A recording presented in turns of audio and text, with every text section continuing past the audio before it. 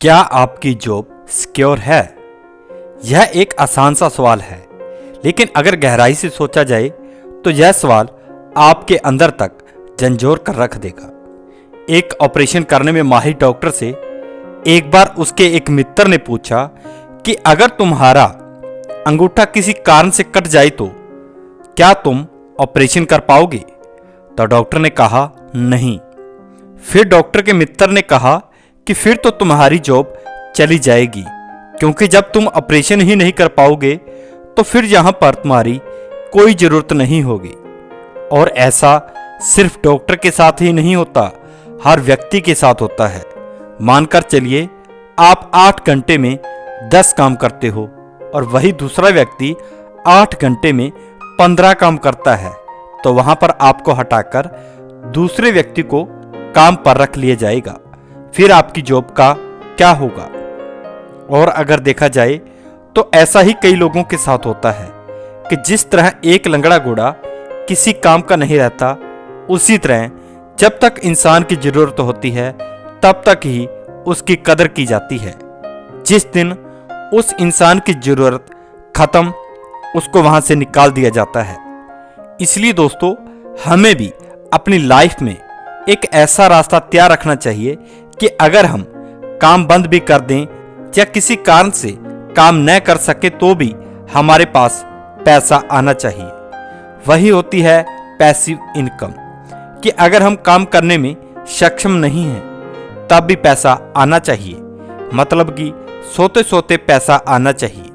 तो आगे बढ़ते हैं और समझते हैं कि पैसिव इनकम की क्या जरूरत होती है और पैसिव इनकम कैसे कर सकते हैं।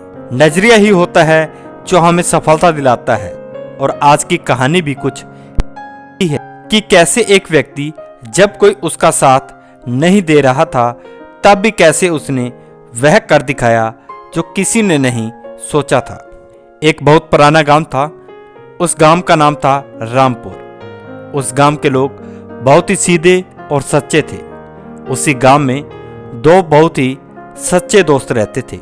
वह दोनों बचपन से ही साथ थे और पूरा गांव उनको जानता था। उनमें से एक का नाम था राम और दूसरे का नाम था श्याम। राम थोड़ा दुबला पतला था और श्याम अच्छा हट्टा कट्टा था, और दोनों में बहुत गहरी मित्रता थी। वैसे तो गांव बहुत अच्छा था, लेकिन उस गांव में पानी की बड़ी समस्या थी। वहां के लोग दूर पहाड़ी से पानी लेकर आते थे, तब जाकर गांव में पानी आता था।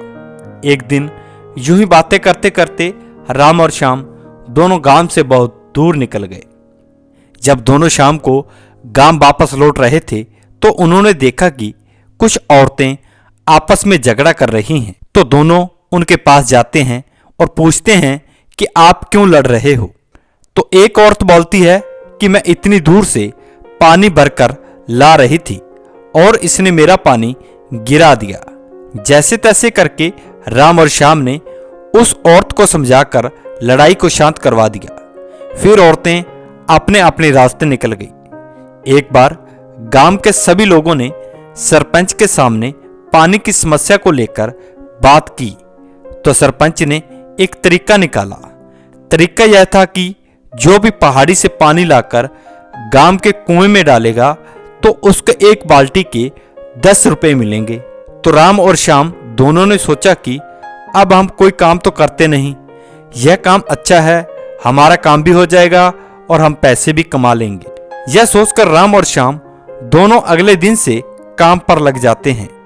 वह पहले कुछ दिन तो एक बाल्टी से पानी डालते हैं, फिर वह दोनों हाथ में बाल्टी लेकर पहाड़ी पर जाने लगे और पहाड़ी से पानी भरकर गांव के कुएं में पानी डालने लगे। कुछ दिन तक राम और श्याम दोनों ऐसे ही काम करते रहे, लेकिन राम दुबला पतला था तो बहुत थक जाता था। एक दिन राम सोचता है कि ये काम हम कब तक करेंगे?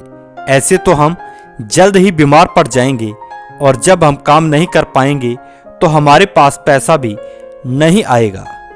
यही सोचते सोचते शाम हो जाती है।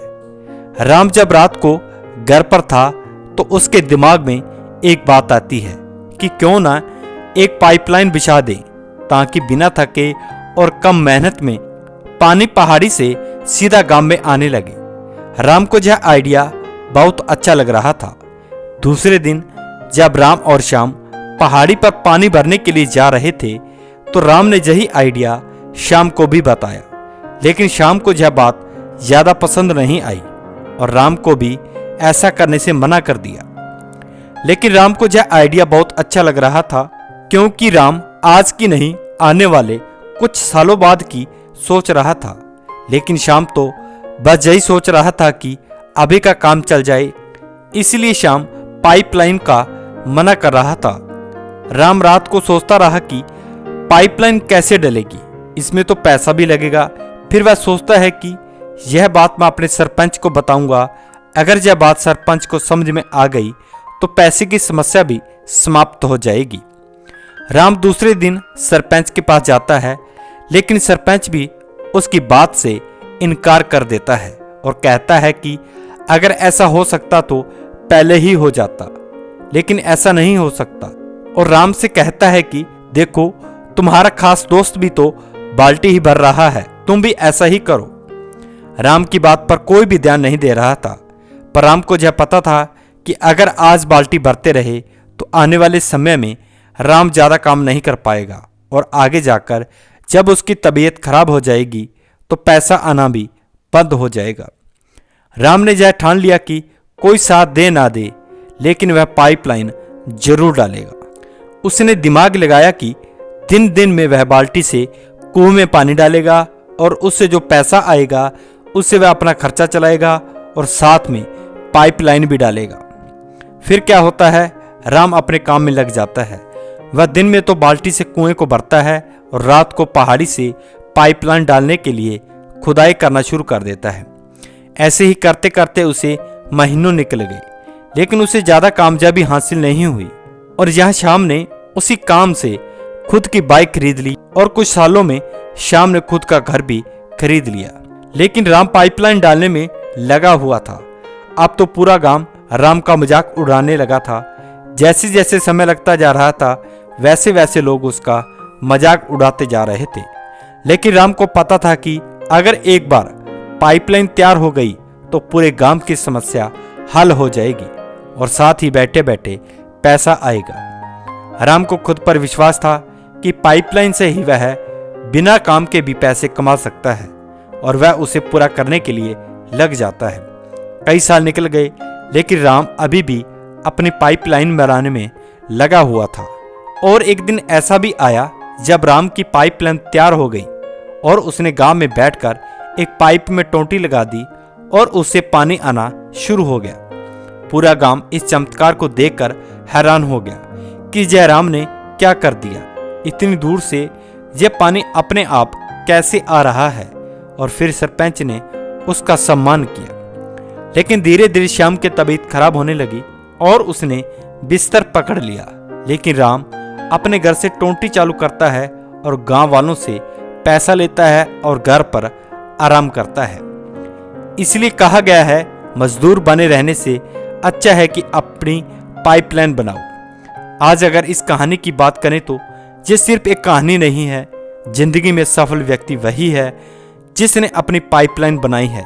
पाइपलाइन का मतलब है कि काम न करें तब भी पैसा आना चाहिए। आज अगर देखा जाए तो अंबानी जी ने अपनी जियो की सिम से अपना एक नेटवर्क बनाया और नेटवर्क भी कितनी बार बनाया, सिर्फ एक बार। और हर व्यक्ति से जो भी जियो का सिम चलाता है उससे अंबानी जी के पास हर महीने पैसे आते हैं।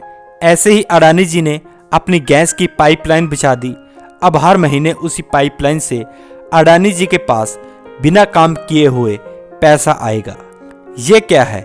यही पैसिव इनकम है और यही फायदा होता है अपना एक नेटवर्क बनाने का, या कहें कि अपनी पाइपलाइन बनाने का। जिंदगी में सफल होने के लिए हमें भी कुछ ऐसा ही करना होगा कि हम काम करें तब तो पैसा आए ही आए, और जब हम सो रहे हों तब भी पैसा आना चाहिए। तो दोस्तों, यह कहानी सिर्फ कहानी नहीं है, यह एक हकीकत है कि जिंदगी में सफल वही होता है जिसके पास पैसिव इनकम होती है। मतलब कि काम ना कर पाएं तब भी पैसा आना चाहिए। और हाँ, बता दूं कि मैं सरकारी जॉब से रिटायरमेंट की बात नहीं कर रहा हूं, मैं बात कर रहा हूं पैसिव इनकम, यह कहानी यह भी सिखाती है कि हमें हमेशा भविष्य की सोचना चाहिए, मतलब कि आज से 5 साल बाद हमारे पास बिना काम करे पैसा कैसे आएगा, इसके बारे में सोचना चाहिए। हमें अपनी सोच को बढ़ाना चाहिए। जब भी आप कुछ बड़ा करने की सोचेंगे या आप लोगों से अलग हटकर कुछ अलग करने की सोचोगे तो लोग आपका मजाक जरूर उड़ाएंगे। जैसे कि इस स्टोरी में गांव वाले राम का मजाक उड़ा रहे थे, लेकिन बाद में राम ने सबको गलत साबित कर गांव में पाइपलाइन डाल दी। सफलता यूं ही नहीं मिलती, उसके लिए बहुत सब्र करना पड़ता है और बहुत कुछ त्यागना पड़ता है। जब एक व्यक्ति ने हवाई जहाज बनाने का सोचा होगा तो क्या लोगों ने उसकी बात पर यकीन किया होगा? बिल्कुल नहीं। लेकिन उस व्यक्ति ने कुछ समय बाद जब हवाई जहाज का आविष्कार किया तब लोगों के लिए वही पागल व्यक्ति एक वैज्ञानिक हो गया। इसी तरह हमें भी अपने लक्ष्य पर ध्यान लगाना चाहिए, लोगों की बातों पर नहीं। तो दोस्तों, ये थी कहानी पैसिव इनकम की। तो कहानी आपको कैसी लगी हमें कमेंट बॉक्स में जरूर बताएं। कहानी पसंद आए तो लोगों के साथ शेयर जरूर करना। धन्यवाद।